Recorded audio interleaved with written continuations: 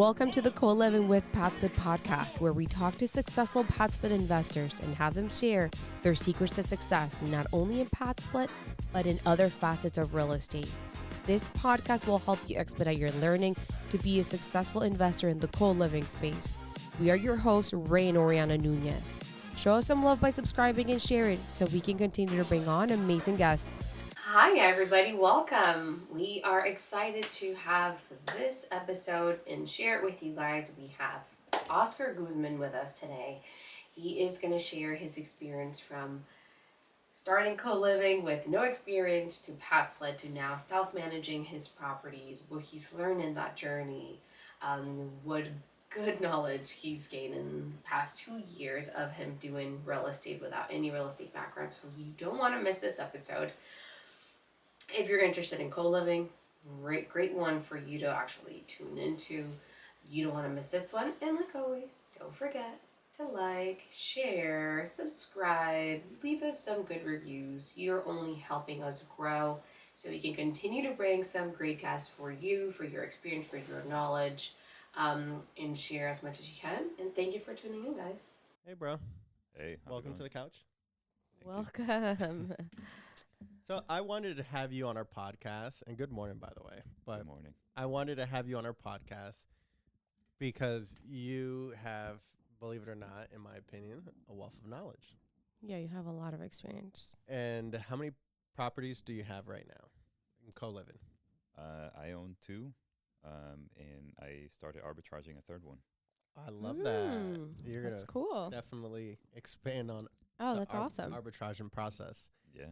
But when I met you, you uniquely came from a different company and then That got was doing into co-living. PadSplit. That's right. So could you explain how you even got into the concept of co-living, not necessarily just PadSplit, but what was your journey like? And also, I might say that might be your first real estate experience. That's right. Yeah. Yeah. Right. Yep. So 2 in 1, your how you got into real estate, sort of, the short version of it, and then how did you get into co-living? And then if you can explain a bit of the process, you could be as vague or detailed.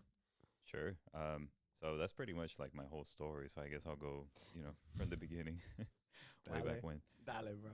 All right. So it was, I guess, back in 2022. So as you know, I'm an engineer, so I work. It's a high demanding job. And I guess something like kind of switched on me. It was around April 22. And I was like, something's got to change. And around that summer, I started reading Rich Dad Poor Dad, I think like everybody, because I was looking for like, oh, how do people make money outside of work? Like, how can you get ahead? Like, this work life is like, I'm missing too much of my life, too much of my kid. I want to do something else. Right. So after that, I read Rich Dad Poor Dad. That completely changed my mind into like, how money is, how debt is, and how things work. And I didn't know any mentors. I didn't know anybody that actually did real estate or make money, because nobody in my family knows anything about investing. So I started looking for mentors. And my dad mentioned that there was this real estate guy that helped him sell his house. I won't say any names, but he said, oh, he's a really good guy, blah, blah, blah.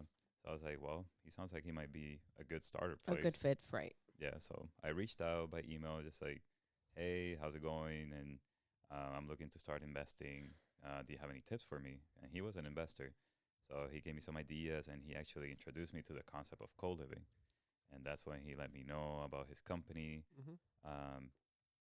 And so I guess the way that we're trying to do it, it's a little bit different. I think PadSplit kind of started this way, actually. That they were trying to do like, acquisition. They help you find the property, then they help you renovate it, get it ready for co-living, and then help you manage it. So that's when I learned about co-living. And so I was like, oh, this is great. We should definitely start doing this. I didn't know anything about real estate at the time. So we went in, and like a couple months later, he brought a couple properties for us to look at. The first one, we said no. I think the second one, without actually walking it, we were like, oh, let's, I think this seems like a really good idea. And on August 1st, I actually had a small car accident, broke my thumb. And the next day, we went to actually see that property and walk it. And I had like I don't know what you call that, like a splint in my Yeah. hand, Mhm. both Cast. hands actually. Mhm. A splinter cast. It was like a splint. Yeah, Okay. yeah, because it was here and it would. Yeah, that wasn't mobile enough.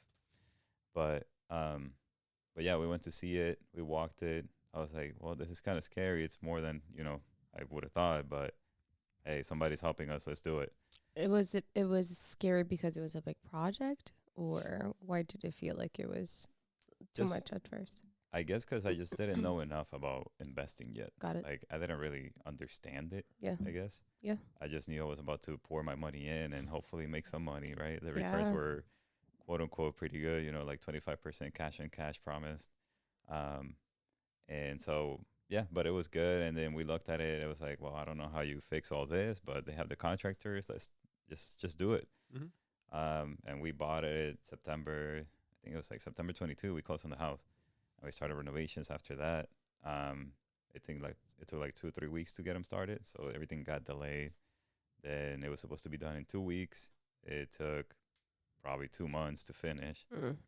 So it wasn't Every until day costs money. yeah, and Every day of delay is a lot of money wasted. that's right. Yeah, the holding costs eat you up, so they Uh-huh. start eating into your margins.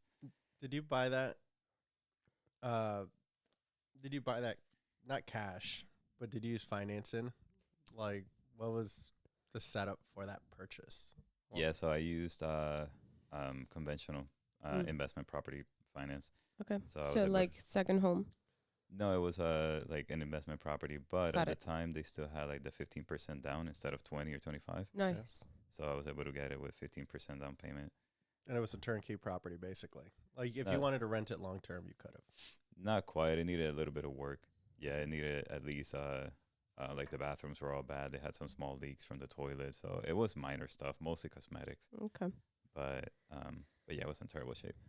And good thing at the time I was like, well, we have some equity in our house, so that's we pulled the equity. We did a cash out refi in our house.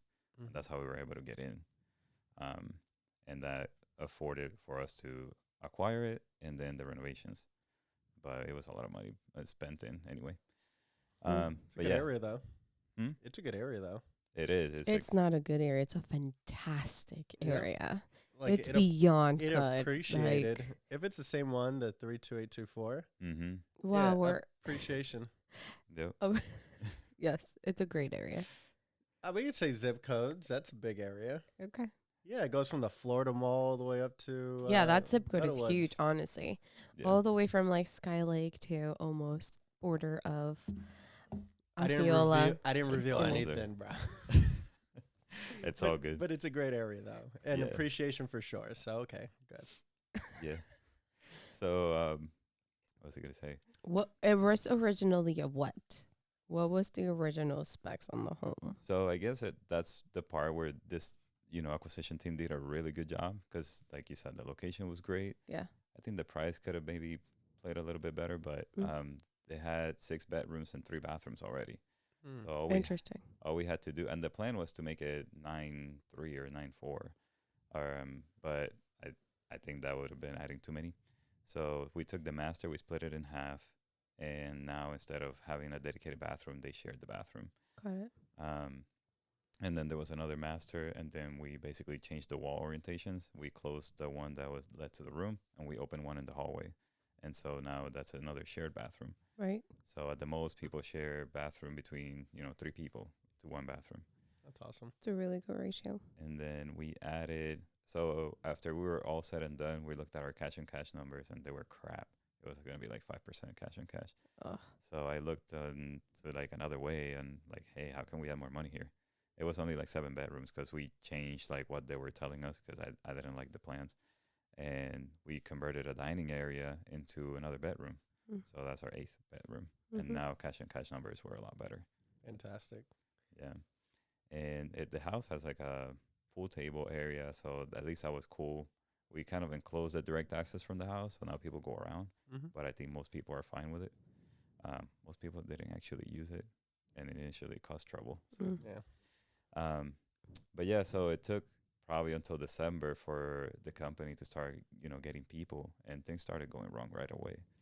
So people were like, they were losing track of who they were getting in the house. At one point, I thought somebody was breaking in because I saw somebody in the cameras. I was like, nobody told me anybody was moving in. Like, what's going on here? I Who's never this signed person? any leases. Oh Yeah. gosh. So it was like the first week of January. I was like, hey guys, we need to do something. Like, something needs to change. And I was like, I think we got to split ways. And lucky that we did. But I guess I got to backtrack a little bit because it was like around November that I reached out to you to PadSplit, and they put me in contact with you, Oriana. And I am so glad that I made that approach. I am so glad that I heard about PadSplit, because that came to save me later. Yep. So, and I mean, I have to say that, like I owe a lot to you guys, because if it wasn't for you guys, I probably would have, sunk a little bit. Or I would have figured it out, but I would have struggled a little bit more. Yeah. We're glad you're here. Yeah. We glad that connection happened for sure. Yeah. The timing was perfect. Your timing was perfect. Yeah, the timing of the conversation about PadSplit was perfect. I feel like you started seeing the signs way ahead of a lot of people. Yes. And you started taking proactive action towards finding another alternative, because the writings on the walls were very clear and apparent. I think you were fortunate to also be present here and involved with the project. A lot of people that were involved with the company were out-of-state investors. Mm-hmm. So they might have not been able to see those signs as early as you could have, because they were relying on their property management. Yeah, that's right. And I got involved with them, and I got involved with PadSplit, and so I kept that relationship going, and I almost like flipped over to PadSplit, and then I was like, let me just give them a chance and see how this goes. Right. But it turned out to be for the better, that in the end I just cut ties with them, and they came over to PadSplit. Mm-hmm. So and you guys helped me all What were they doing differently at the time that PadSplit does today? Like how are they different from PadSplit operational? So they believe that the rooms shouldn't be furnished. I think they were trying to do that, but they were also going to be demanding cheaper rents. Got it. So, which in a way, it's kind of a hit or miss now that I've, done this for a little bit, that people demand furnished or unfurnished. It's kind of a hit or miss. But that was the main thing. I think that was different from PadSplit.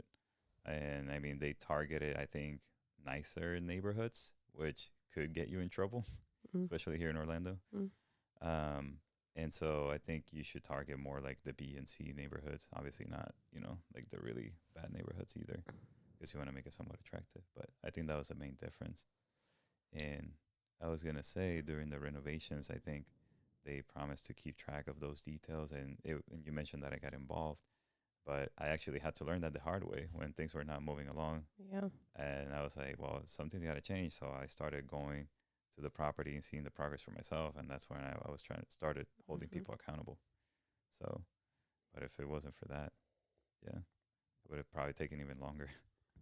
Boy, was taking that 417 daily to go check on his property, but You gotta do what you gotta do. yeah, for sure. I think a lot of the people who have more successful projects, co-living, like whether it's PadSplit or whatever, staying on top of the project. And I won't say micromanage, but staying on top of the process, staying on top of the work that's being done and the logistics and the operations of what your property is going to be, tend to be more successful than the people that kind of leave it laissez-faire. Yeah. So, No, look, for my sure. one French word, babe. Laissez-faire. But okay, cool. And that's how I met you, was through Oriana, and That's you were right. coming transitionally from another company. Your style of managing, you've decided to continue to manage on your own on that project and other ones afterwards. So how That's has right. been your process of managing that first one? So on that first one, and I guess I don't know if I finished that thought actually, because they were asking like how I got involved in real estate. But yeah, that was my first experience, and so I think, going down into where I'm at now. So that property is actually, still active with PadSplit. I still use it there, and I just do the managing part of that, on my own. And then after that, I expanded for my second property. I was like, well, let me try this a little bit on my own, see how it goes. And so I started, finding like another platform to use and things like that. Yeah, bro. It's your experience. Absolutely. Sorry. Yeah, this isn't paid by Absolutely. PadSplit. Okay. Yeah, so I started using that other platform. I found another platform, started using systems. I was like, let me just get, my trial on one property before I get my other property off of like PadSplit and all. So far it's worked out good. We bought it in November. How many rooms? It was 4-3. We made it 6-4. Okay. So we have basically 2 masters and 1 studio in the Got same it. house. Got it. Awesome. And then we have 3 unfurnished rooms actually that share 1 bathroom. So we tried actually a little bit of everything. You did a hybrid. Yeah. And and everything rented really well. And we were able to do like 12-month leases on that one. Oh, nice. So we had one guy that left early, but now I'm trying to recoup the termination fee. But So you found the tenants yourself? yes. And Oh. how was that? Yeah, I'm curious. What was the A little bit, process on that? yeah, a little bit tedious because I had to change mindset a little bit. Because PadSplit, you don't normally do like tours or showings, right? I think some people might, but at least it's not like the bread and butter of it. So on this one, I noticed that people were asking for it a lot because I was getting leads from Facebook and other places. So I had to go there, drive. It's still like a 30-minute drive. It's closer to home, but it's like a 30-minute drive. And so a lot of people don't show up. So it got really tedious. Mm. And Facebook was getting really heavy on like blocking your marketplace accounts too. Mm-hmm. So I had the agent that actually helped me acquire it. She was actually helping me with marketing the house. So we were getting a bunch of leads, and eventually we got the house filled. It took probably 6 weeks, so not terrible. About a week per room, and so we got it ready. I think it was February, and we got it full like mid-March. Okay. So not terrible. But yeah, now it's pretty smooth. Since I did the work, I screened tenants a little bit better. I learned from my first house. Yeah. And now people seem to get along a lot better. And another thing that I've been implementing so I don't have to go and do all the showings myself is I have like house managers. Mm. Each house I pick like the best person that I think is the best fit. And they also help me with the tours, and they help me keep eyes on the property and things like that. Do you give them a discount rate for doing that, or how do you compensate them for that responsibility? So I pay them on a quarterly basis, kind of like a small bonus. Got it. It's pretty low, but they seem to be okay with it because they naturally turn to gravitate toward that kind of responsibility. Like they want to keep eyes on the property, make sure things are clean, make sure everybody's doing their part. So every investor that has one of those is a very lucky. That could be hit or miss though, because there's some people who You're right. heavily police and then manipulate and use that. Correct, and they use that power against others unjustly, and we've seen that happen. You're right, but I feel like most of the times it's a very positive thing. It's always good to have a volunteer. And it doesn't always happen. So when you find that house leader, like you said, it's such a benefit in just kind of having someone that you can trust that puts eyes on the property and can tell you truly what's going on. That's right. Yeah. Yeah. Because in order to expand, you can't be super involved in each one, right? Because it all takes time. So, and even on the third one, it's in Palm Bay. It's a little bit further for me. Yeah. It's almost an hour drive. And I'm like, how am I going to go down there and do showing? So the first guy that moved in, he seemed pretty cool. He's pretty sharp. He's already helping me out on the house. He's been there like 2 weeks. And I'm like, hey, dude, how do you feel about doing showings? So he's doing a showing today, actually. Oh, awesome. So, That's awesome. Saves me from having to be there. Operationally, because I'm curious, you're using another platform for 2 and 3. That's right. And then the first one's PadSplit. Yep. And I know you're already trying to be very involved in the management part on the PadSplit side, on PadSplit. So you, what were you doing for your PadSplit property? And then what are you doing on this other platform? And what does this other platform do for you?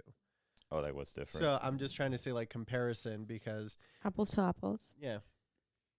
So I think PadSplit, obviously, as you know, they market the rooms for you, they get them filled, they collect the rents, and then but the property maintenance is pretty much you kind of track that, right? Unless you have another property management. On the other platform, it's everything on your own. Communication, I think they're starting to evolve a little bit. I think it's a little bit better now. They have a way that you can send text messages back and forth.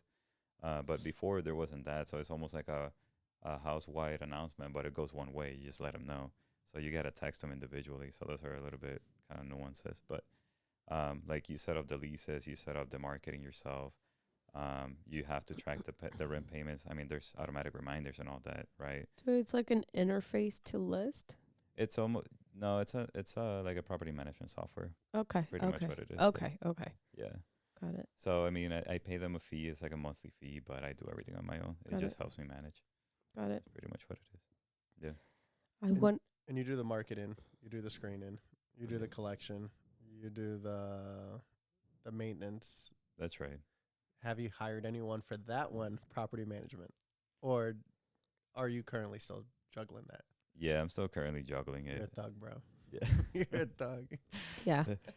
And You're an operator. You're not a straight investor. That's right. I'm operator right now, but like I was telling you earlier, like I think in the last week or two is when I realized I'm like, man, because I'm at this point. I started with 8 rooms in that first house. Now I have 18, and I'm trying to It's a fill. lot. I'm trying to fill 8 total. I got 2 in the last week, and then I'm probably gonna get 1 today filled. So I have 5 to go. Once it's full, it's pretty much good to go. You don't have to do a whole lot. But when they're empty, it's a lot of work because it's a lot of inquiries and screening and all that. So, and then a lot of things happen too on the maintenance side on 2 properties like at the same time. So It's always like, at It's the same like- time. I was talking to a host yesterday, and it's like there could be weeks where you don't hear from anybody at the house, yo, and you're like, "Oh, it's kind of quiet." And then there's a week where everything goes wrong in 3 properties at the same time, and you're just like, "Okay." You know, it's like ups and downs, and when it goes wrong, a couple things happen at the same time, and it could be at different properties. I would say that PadSplit per se allows investors to scale. That's the biggest thing that I think PadSplit allows, scalability. And property would say that. management. Yeah. yeah, And we know several of our friends host investors that choose to self-manage. And then there's that 20 plus units. They're like, okay, maybe it's not that, sustainable if I want to continue to scale. And we love when they want to choose to do it by themselves, because I take my hat off to every single one of them. It's a different breed of Yeah, investor. it's different. and not everybody can do a good job at managing either because a lot of people don't have the patience. Personalities, yeah. Yeah, it's not easy. Like I'll tell you, and if it was my wife doing it, I'm glad that she's not doing it because she would just kick everybody out. And sometimes you really gotta work with people because I've had people like, oh, I lost my job, and that shit happens. So Correct. if you work with people, sometimes they do pay you back. Like I had to kick a guy out because I was like, dude, I've helped you out twice already. You Right. keep losing your job. I can't keep helping you. So he owed me like $1,000, and I was like, no, you're out now. But I helped him before, and he did pay me back. Right. So, and I did the same thing with other people. And I've heard from, people that are more experienced. It's like, no, I don't do that. But I'm like, I mean, times are tough. Sometimes you got to be a little bit more flexible. So, For sure. And so you're, as an investor, because we used to network more. So we'd see you all over the place. yeah, You continue to educate yourself. that's So right. how do you manage to manage? And then how do you Continue to educate yourself and go out and network with people. I see you're very involved with the Sub2 community. Yeah, so I probably took a step back in the last couple months just because of the many things, the juggling and all that. But I'm planning on getting back into it probably in the next month or 2. But I mean, it's just a lot of factors. But I think it's really important to keep doing that. Like I've gotten a lot of connections just through those, and they don't seem to pay off right away, but they're paying off now. Like Yep. the arbitrage house is through somebody I met at the Sub2 meetups. Awesome. Like they knew I did PadSplit, and he was starting when I already had mine for like a year, and you guys know him. Yeah. Uh-huh. So like he started managing his property. He's like, this is not for me. I can't manage. He's like, bro, do you want to arbitrage? So I was like, Did you arbitrage one of his properties? Yeah. Oh. Yeah. Can you talk about the arbitrage process? And with, well, you're doing it through another platform. Technically, you can arbitrage with PadSplit because at the end of the day, we're a platform. We don't necessarily check Right. who's owner of the property. I would just say and warn people like, hey, if you're going to arbitrage, make sure you're making money in the process Yes. and you're not putting too much money into that property because It's not your property. Or at the end making of the day. real changes like adding walls unless you That's an disclose investment. it. Yeah, that's a big one. Yeah. But your property, you're arbitraging. It's a different platform. Did you max out anything? Did it come already with a lot of rooms? Explain more So about that. yeah. So it's a small house. It's a 4 bedroom, 1 bath. It was originally 3-1, Okay. and he enclosed, I think, the living room. So and he already had it furnished, but we went in and we thought we could probably do some improvements. Yeah. We added more decorations, more furniture. We made. He was actually underutilizing like a Florida room.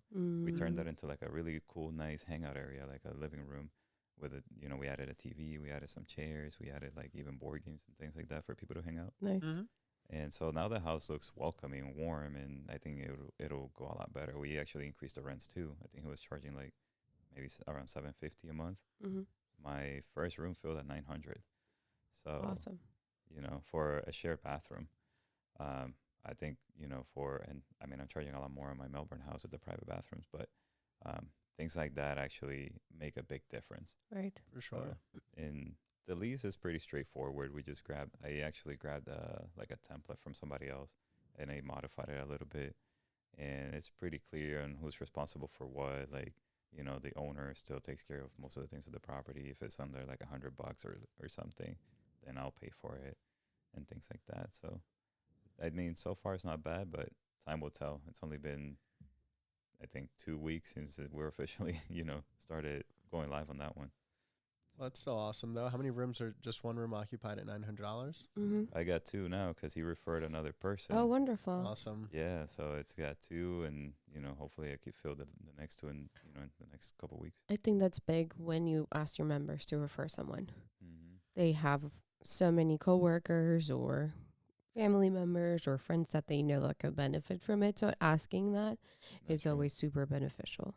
Yeah, and if you promote it too, like you tell them like, hey, if you refer somebody and they move in, they live for like a month, I'll give you guys $100 each or a little bit more, depending on what your threshold is. But yeah, That's funny because I was going to ask you, did you pay a referral credit or referral Yes, sir. Got to incentivize them. 100%. yeah. Thank you for helping me. Are you taking some of your learnings from PadSplit and applying it towards some of the other houses? Oh, 100%. I would I think say that's awesome. Yeah, I would say PadSplit is like I mean, for me, I saw it like it was like the first stepping stone. Like it got me started. PadSplit is amazing. If you know no background about Coliving, it gets you going. The support team is great. I mean, you guys are amazing, and everybody around it. Thank you. Yeah. But you're taking signage and you're putting it in your house. I mean, not PadSplit signage, but do you put signs like don't flush stuff down the toilet? Yeah, we do, and I mean, we try to keep it simple, so we take pretty similar stuff to like what PadSplit had. So, like the fridge one, the toilet one, and like the common area, like the main rules and things like that, we post around the house. Yeah. One thing that I added though was like a guidebook, and Love that. I got that from like Airbnb. I think you guys saw it actually. I love it. It's brilliant. Oh, wait, was it your house It that is. was the webpage? Yeah, I think so. He had like a Yeah, it was Google like- Doc. yeah, It's I very like pretty, that. very Damn, welcoming. I couldn't remember who was, but I did see You it. could have asked me. Yeah. I mean, Well, it was so it was incredible a that thought. it was so incredible that Atticus and like everybody was like, "Oh my god, this is awesome." Yeah, and I got to give credit to that one to like a Airbnb operator. I met him at like another meetup. That's Yeah. right. Those meetups. Yeah. Well, Airbnb operators always do that. Like you always get a digital book, or when you go into the house, there is an entire manual where it Right. has like places to eat, activities to do. So that idea and just transferring it here is absolutely fantastic. Yep. And We're here for the member experience. that's right. Yeah, if you can make it easier and provide a little bit more for them, even better. So it has like it's like a complement to PadSplit too, because PadSplit has the majority of that information. So Right. it's like house information, like the Wi-Fi, parking map. I add that, and like the move-in process, move-out process. How do you reach us? Mhm. And now I even started adding, since I have one in Melbourne, one in Palm Bay, like local attractions. Awesome. So because people sometimes they're out of state. So That's I right. think that would help them too. On average, how long do you see people staying at the properties that you self-manage? Yeah, I'm curious on the Melbourne one because that's the one that you've had the longest outside of PadSplit, right? Oh yeah. So that one actually, since it went live in February, Okay. everybody's still there except for one guy, like Okay. the one that broke the lease. So, and I haven't gotten notices of people that they're leaving. Everybody's pretty happy. So I got approached, I think was at the end of April or beginning of May, one of the two. And we started planning how we would want to improve the property. So I told them like, hey, let's start the lease in June. I got pictures taken like the first week of June, and it went live I think the 10th. So it's not even been 2 weeks. Um, and we haven't gotten as much increase as I thought, but I mean I got 2 rooms already filled. So, but yeah, I mean now I've been doing 2 outside of PadSplit since February at least. So 4 to 5 months. Well, And oh, sorry. I was just gonna say it seems a little bit more doable than I expected initially because I'm still kind of like making sure I got all the systems before I offload from PadSplit. Right. Makes sense. Right. Yeah. My Right. question was going to be a little bit on, and you said it's a little bit easier. What were some of the things that you found to be that PadSplit did really well, and then some of the things you realized that were a lot easier that you figured out that you can do on your own? I think like following up on payments. Um, Mm. yeah, at least that's the one that I think I can do a little bit on my own, just because I found when PadSplit they do, and I think they've improved actually because I mean I've been into this for since like June or maybe May last year, where some people are falling behind on payments. Uh, Mhm. so at first I think I was getting a little bit involved when even though PadSplit was helping out. So I figured like, hey, this is still taking my time. I can do this on my own, and I kind of have like a follow up system now for those because the first guy that moved into the Melbourne house, he was late on his first monthly payment. So I started to follow up. I was like, how do you do this? And I looked up through like my manuals and things like that that I gotten from the learning courses. And so I implemented that right away. And I mean, it started working. So I didn't have to evict anybody yet. Do you But collect weekly or monthly? I offer both, but everybody's on monthly. Seems like most people, not everybody prefer monthly. It's like more traditional. Yeah. I think it's easier to budget for most, but some people that do get paid weekly, I think they prefer the weekly payments. So That's that's just, interesting. You gave them the option, and they all picked monthly. yeah, I did. I mean, some people that have inquired recently, they have said they would rather do the weekly. And I mean, the weekly rate is a little bit higher. I mean, I try to make it so that it matches, the 4.3 weeks per month. Mm-hmm. So it equates to about what it would be in a month. But if somebody's like uncertain on a month to month, then I increase the weekly rate just a bit.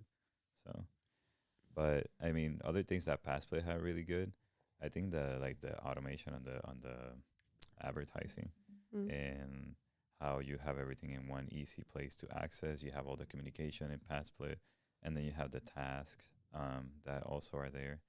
But and I think for members, it's a little bit easier for people to, I guess, to do that part because I think on my platform, like people, they've been taking longer or they haven't used it as much to create like the maintenance tickets.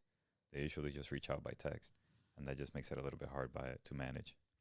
So You got it. Do you use a call rail number or a Google number with the ones that you give to the people moving into the property?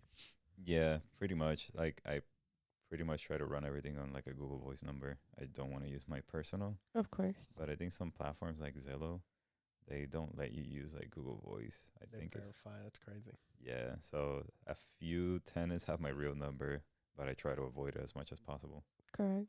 Yeah. Um, That's interesting. And we were talking about you having some rooms unfurnished and some fully furnished rooms as well. That's right. Yeah. So, I think we mentioned that yeah, it's kind of like a hit or miss on the unfurnished versus the furnished, like the people needing furniture because a lot of people like the convenience of it. Like they would just rather just go in, have a place ready to go, Right. and when they're ready to move, they just pack up their bag and they just go. They don't have to move furniture. But then there's some of the other people that rather not pay storage and just bring in all their stuff. Mm. And they're like they moved from an apartment or another roommate situation where they had furniture, and they're like, I have my own stuff. I'd rather keep it. So, but I think at first I thought it was like 50-50. I think now I'm seeing more prevalence for the furnished preference again. So we'll see, I guess. Yeah. Yeah. It's kind of the conveniency Mm-hmm. of, like you said, having it ready to go. Some people might not have a lot of belongings. Some people do. It's a hybrid, Yeah. you know. And actually, I was talking to Jimmy. You mentioned him Mm-hmm. at one point. I think that he noticed the same thing.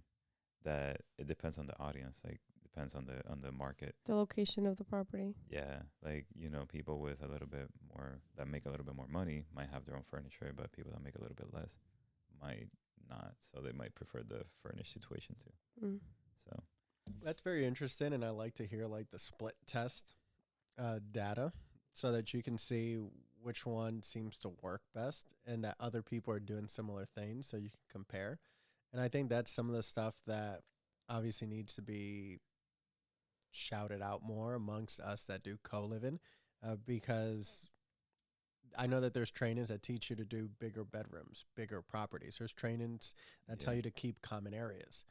And then obviously PadSplit as a larger organization, the biggest co-living marketplace in the United States, right. we teach people to maximize the space in their house by converting common areas into bedrooms to eliminate that. But there's still companies out there that are doing Sense of community and having those yoga common on areas. Correct. weekends. Uh, And I also that I've exists. it does It does. exist, and I do want to say that I believe that that is also a different demographic. Like there's like all levels of co-living. There is the really high-end luxury for like people that live in New York that have a high entry pay job and are looking for less responsibilities of owning a home, but still want to have friends that they can enjoy and build that sense of community. And there's other people that are just here to work, create a space for themselves, and that's it. Moving on. Right. And So I feel like there's a lot of degrees of co-living. there are, yeah. I agree, and what you mentioned is funny because some people would go to that extreme where they offer like like monthly gatherings for the house and things Mm. like that. But I think that gets too much into not so much real estate, but more into like a hospitality. It's Mm-hmm. almost like an Airbnb. Yeah. I think that's a little bit outside of what I want to do, but I do think if we want to make this sustainable and you want people to stay in your house longer, if you bring in that sense of community and you bring in a little bit of things, amenities, I guess, a little bit Mm. of things that are Mm. more appealing, and people get along better, they're more willing to stay longer. And I think that's the difference of like the PadSplit model versus what some other people are doing.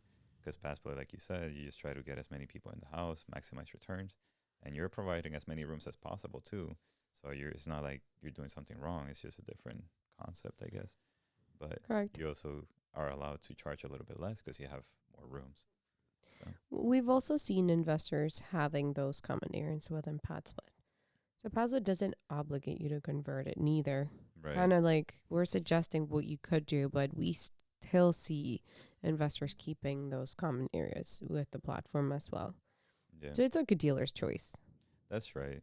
And I think if you're gonna keep the common areas, it's important to know like what kind of audience of like demographic you're bringing into the house. For sure. Because if you're just bringing in anybody and everybody's completely different, the common areas may just cause you trouble. Right. But if you're more involved and trying to bring that sense of community, the common area may actually be an asset because that brings everybody together. Mm. So that's what I noticed on my Orlando house Mm. Mm. because everybody was different and people were starting to use it, to smoke weed or do different things. Mm. And it just became like, I almost like closed it off and it's like, nobody can use this. Mm-hmm. But kind of turned around and I think it's a little bit better now. So, You do have a common area in that house, do you? yeah, just because there was no way to convert it into rooms. I The would l- have turned the it l- into rooms otherwise. The layout, there is no other way. There's Yeah. no way to maximize that space. Yep. And then there's like the lanai with the pool table. So, Okay. Right. yeah. And that came with the house. I didn't even have to get the pool table. That's a Your good one. your Yeah. ideal co-living property.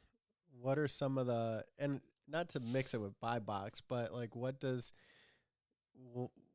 this look like? Like, is it common area ultimately? Is it X amount of rooms? Is it what type of weekly rates or monthly income? Like, what is your ideal picture of what you want your ideal co-living properties to look like? Um, So I guess essentially a buy box of sorts, because when you do acquire, you're acquiring based off your ideals. So what's your ideal type of co-living property? I think ideal. I hear people do like to maximize the bathrooms, so like the master situations. But I think people are going a little bit too crazy, like having a 10-6. I Nuts. think that's crazy because like, what's the resale value on that property?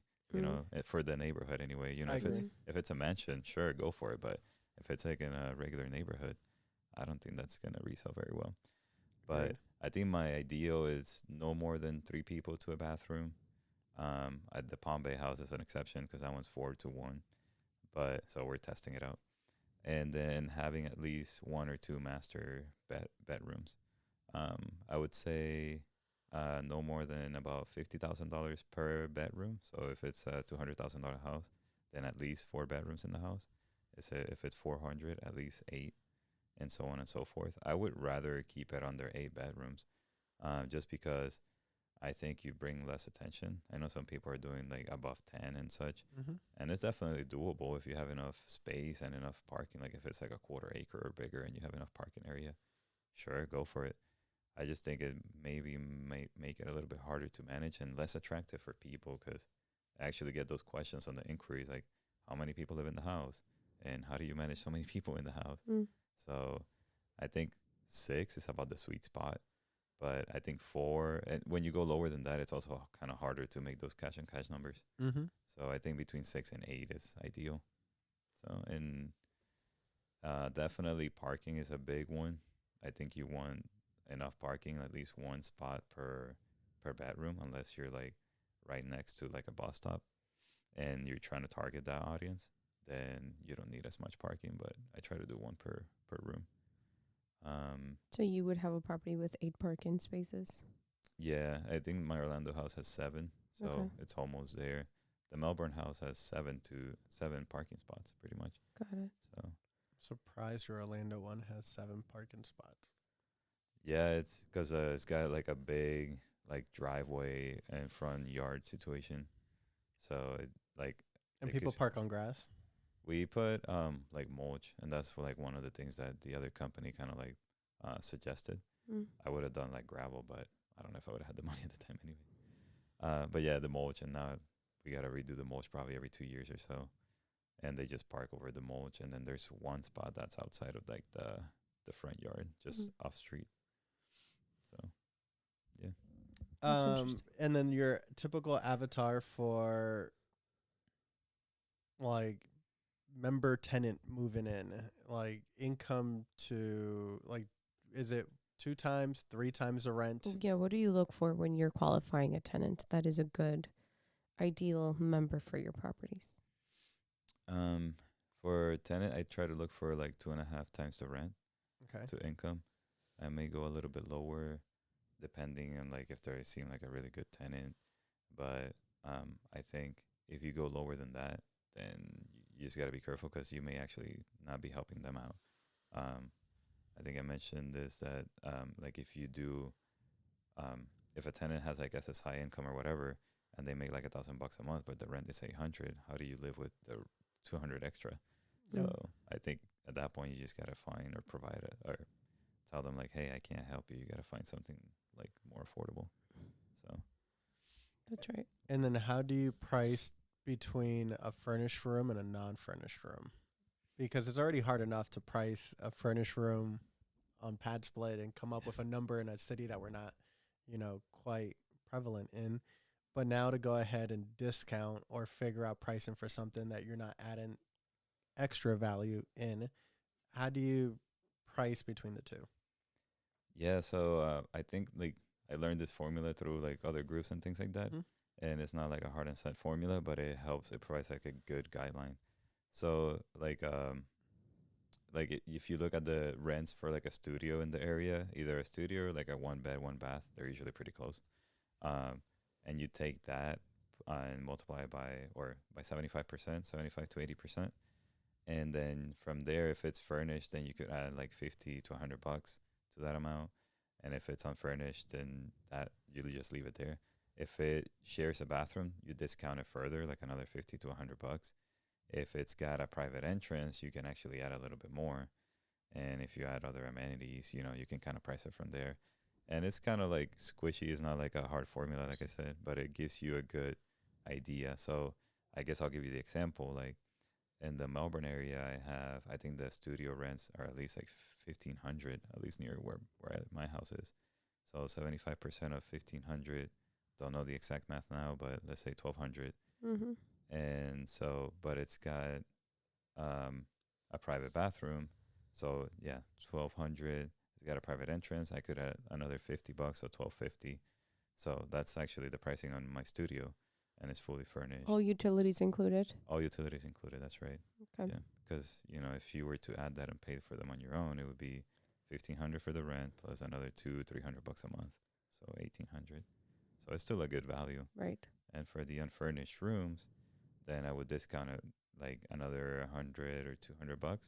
So let's say I was at 1,200, so now I'm at 1,000 or 1,100. Mm-hmm. And now if they share the bathroom with one other person, then you discount it another $100. So I would say like 900 or 1,000. And if you're sharing it with two other people, then another $50 to $100. Mm. So, Do you have this on a spreadsheet somewhere? Are you a spreadsheet person?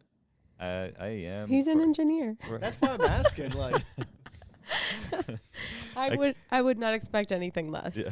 because a price breakdown on you being able to kind of figure out pricing and what you're going to make on a property and your cash on cash return. I'm sure at this point you've already kind of created a spreadsheet to do a deal underwriting on a property. I'm sure. Yeah, I kind of stole one. I didn't make it on my own, but like it doesn't. You include, tweaked it.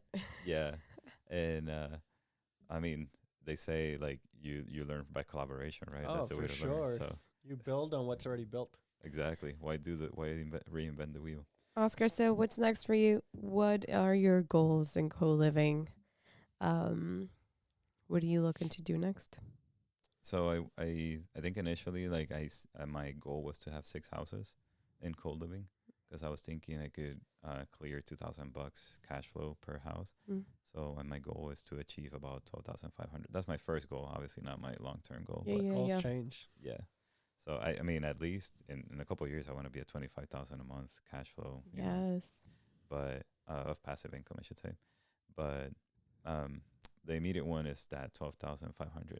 So now that I've kind of started acquiring properties in different ways, not just owning them, now I'm arbitraging. I may help manage other properties, and then I'm looking to partner with people. Numbers are a little bit different, so it may take a few more houses. Right. So now I'm not looking at the number of houses or the number of units. It's more about, that cash flow number. Correct. That not cash. That's Yeah. left. So, and then once I get there, then I could feel comfortable to say like, hey, I can quit anytime. I may work for another year or two because there's some advantages to still work. Of I can maybe course. save more money Of course. or finance the next property. But I'm sure I could take that weight off my shoulders and feel like I work because I want to, Yep. like I can quit any day. But after that, then my goal is to like start like not start, but maybe acquire like a nursery. I want to start a nursery and help teach people how to like grow their own food. So I love that. Yeah. I love that. I will be there when that happens. Yeah, we tried. We had a banana tree in the back. We did. We're growing. Small bananas. We're growing avocados. We have Oh, an yeah. avocado tree. I Yeah, we're prefer a growing mango it. tree. Oh, Oh, we're okay. we're gonna put that too, and I want a tangerine tree. Mangoes are easy once they're established, and avocado too. That Once- is the word right there. Avocados, Once it's yummy. established. Yeah. It takes a while to grow, Yeah, it but, does. It but takes once years. they come in, it's with you forever. Yeah, when it rains, Uh, it pours. Yes. I Yes. need some poor mangoes over here. That's what it needs to do. Oh, we but- gotta go to your mom's house to get some mangoes. But Mangoes I- are awesome. It's mango season. I- It is. either way, so okay, so you plan long term to do a nursery. You obviously look to replace your income. We all look for financial freedom. What in real estate? I believe we at one point were talking about some form of property management to some degree. You were looking to create systems in place, which you are. Were you looking to expand further on that on your own? I think you were looking to maybe collaborate with your realtor at some point, possibly. Yeah, and I mean that's like a recent conversation when I just brought it up like the other day. Like, hey, I mentioned to her like, hey, you're a broker. We already have a relationship, and I need a real estate license to be able to manage properties legitimately.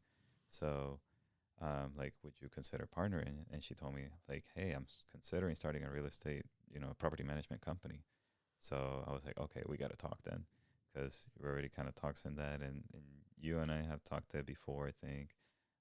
But I think what's next in the real estate side, at least, and real estate and business, really, because I would love to acquire businesses as well. Mm-hmm. So it's either to partner with somebody so I can manage more people's properties, and then I can offload the property management a little bit from my shoulders, Mm. and then continue to grow and scale. Or acquire a property management company where the systems can be brought in. I can teach people, and they already have an established clientele, and then I can bring in the co-living side to it. Right. So I think either one is a possibility, and hopefully, like I had set the goal to be more direct and achievable. But I think something like that in the next year will probably take more shape. That's exciting. Yeah. I'd love to hear that. That's exciting. Well, Thank you. Thank you for all of this. I know your focus in Brevard, mainly. If someone was interested in reaching you, someone had wanted to pick your brain, how can they reach you? Yeah, so I'm not super social media involved yet, and that's just because of so many things that got going on. But It's a lot. yeah, but hopefully in the future too. And I don't even think I'll ever be like super social media driven, except to maybe advertise the business or whatever. Yeah. But anyway, like I'm on Instagram as Davioski, DAVIOSKY. You can also reach me on Facebook as Oscar Guzman, and then you can also email me if you're in Brevard and you're interested in getting some help for me to look at your property, let you know if it's a good PadSplit or a co-living house. You can reach me at dopropertymanagement. Do, so D for David, O for Oscar, property management 22@gmail.com. Awesome. Love that. And we Thanks for appreciate sharing. you coming over, obviously. I know it was a Giving us your drive. time, being on the couch, giving knowledge. One last piece. Any advice you'd like to give to people that are just getting into co-living? I don't know, like you have a good amount of knowledge, and there's people that are looking to learn. So yeah, for sure. So, I mean, I'm not the most experienced person out there, but I mean, I've been doing this for almost 2 years now. You have a wealth of knowledge. Wow, I can't believe it's almost been 2 years. So I'd say like I jumped in a little bit too green. And that was just because I was eager to go, eager to learn. And I had, I guess, a little bit of money at the time because I had just refinanced my house. And that's what I was planning on using to buy the first one. But I'd say be a little bit smarter. So definitely get involved, start reading books right away, and start connecting with people. Look for the local meetups. I mean, you can find them everywhere, like Facebook, Instagram, and everywhere. And get involved in those communities. Do it for, I would say, at least 2-3 months. Start learning the different paths in real estate. There's a lot. See if co-living is one that you would want to do. If it is, then, look for those people that are expert, that are already doing it, that are established, and connect with them. And then start doing it too. Like, don't let the analysis paralysis hold you back. Start analyzing properties. Look at what works, look at what doesn't, and just jump right in. And if you pick a strategy, I would say stick with it for at least 3 months rather than like changing right away. Because when you start flip-flopping, you divert your attention, and then it takes a lot longer to get traction. So I think those are the main things. Yeah, that's really good. Love that advice. Yeah. Well, again, I appreciate you being here. Thanks for coming on the podcast. Thank you for having me. We look forward to your growth, and hopefully we have a recap where you come back in and you talk about how your life has changed and how it's grown since this time. So. Yeah, for sure. I can tell you about when I get to quit my job finally, too. Yes. We'll celebrate that. Yes, that's a big one. Yeah. Thank you guys for having me. I look forward to seeing what's in the future for you, too, as well. Thank you. Appreciate it, brother. Thank you. Awesome. Thank you, guys. Thanks for tuning into the Co-Living with PadSplit podcast hosted by Ray and Oriana Nunez. For more exclusive content and community updates, join our Facebook group and follow us on all social media platforms. Stay tuned for more episodes.